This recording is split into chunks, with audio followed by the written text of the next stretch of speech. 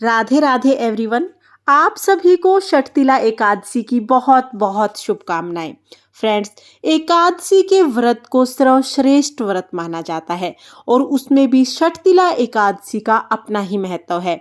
माना जाता है कि षटतिला एकादशी का व्रत और पूजन करने से मनुष्य के सभी प्रकार के पापों का नाश हो जाता है। इसीलिए षटतिला एकादशी का व्रत इतना महत्व रखता है। षटतिला एकादशी के दिन 6 प्रकार से तिल का प्रयोग किया जाता है। पूजा में हमें तिल का प्रयोग जरूर करना चाहिए। बाकी मैं वीडियो में आपको बताती रहूंगी कि हमें कहाँ कहाँ पर तिल का प्रयोग करना है। तो चलिए मैं आपको पूजा विधि बता देती हूँ।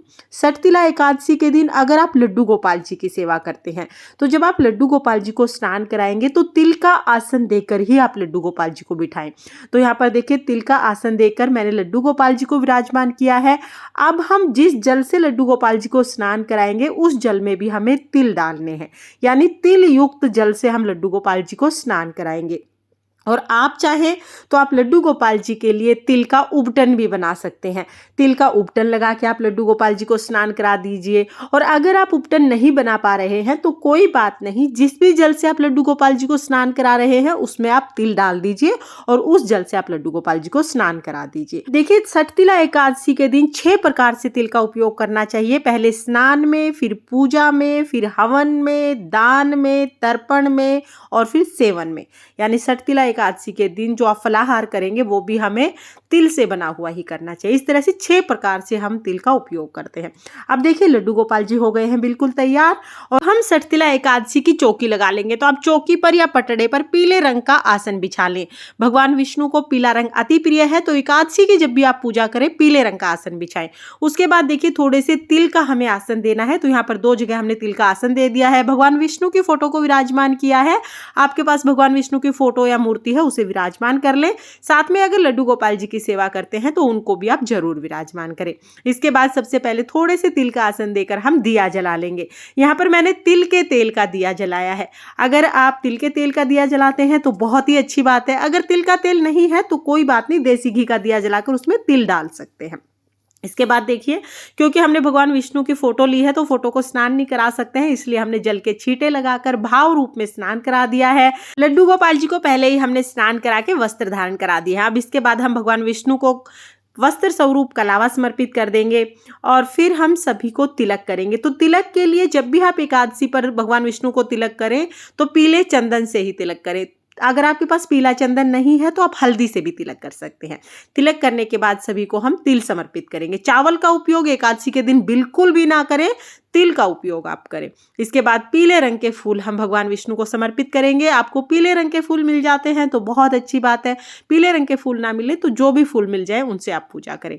तुलसी हम जरूर समर्पित करेंगे। और देखिए, एकादशी के दिन कभी भी तुलसी नहीं तोड़ते हैं तो एक दिन पहले ही आप तुलसी तोड़ के रखें। भोग के लिए भी आप तुलसी एक दिन पहले ही तोड़ के रखें। और षटतिला एकादशी को तिल से बनी हुई मिठाई का ही भोग लगाया जाता है। तो तिल से बनी हुई कोई भी मिठाई का आप भोग लगा दें। मिठाई नहीं है तो सीधा तिल का भोग भी आप लगा सकते हैं। इसके बाद भोग लगाने के बाद हम अपने सीधे हाथ में तिल और फूल लेके षटतिला एकादशी की व्रत कथा सुनेंगे। तो व्रत कथा की अगर आपके पास पुस्तक है तो वहां से आप व्रत कथा पढ़ सकते हैं, नहीं तो मेरे चैनल पर भी आपको व्रत कथा मिल जाएगी, आप वहां से सुन सकते हैं। व्रत कथा सुनने के बाद जो फूल और तिल है वो भगवान विष्णु को समर्पित करेंगे, जल के लोटे में समर्पित करेंगे और इस तरह से हमारी कथा पूर्ण हो जाएगी। कथा करने के बाद फिर हम करेंगे आरती। तो देखिए, आप चाहें तो जो दिया आपने जलाया उससे आप आरती कर सकते हैं या फिर आप कपूर आरती भी कर सकते हैं। यहाँ पर मैं कपूर से आरती करूंगी।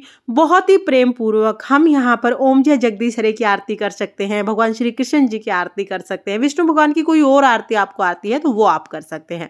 बहुत ही प्रेम पूर्वक हम आरती करेंगे।